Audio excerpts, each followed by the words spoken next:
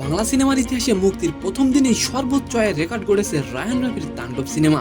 দোস্ত, দেশের সিনেমা হলগুলোতে দাপট অব্যাহত রেখেছে সাকিবের তাণ্ডব।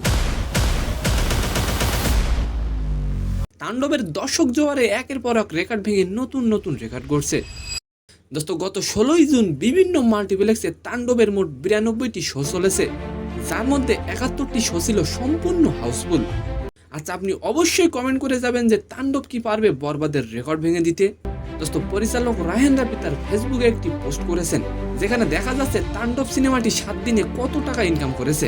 রায়হান রাফি যে ছবিটি পোস্ট করেছেন সেখানে লেখা আছে তাণ্ডব সিনেমাটি মাত্র 7 দিনে 5 কোটি টাকা ইনকাম করেছে।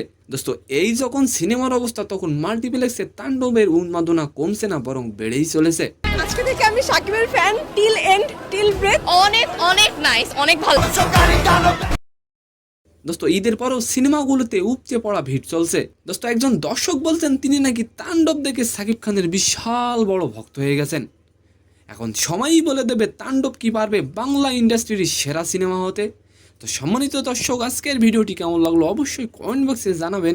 আর ভিডিওটি যদি ভালো লাগে অবশ্যই একটি লাইক দিয়ে আমাদের চ্যানেলটিকে সাবস্ক্রাইব করে দিবেন। ধন্যবাদ।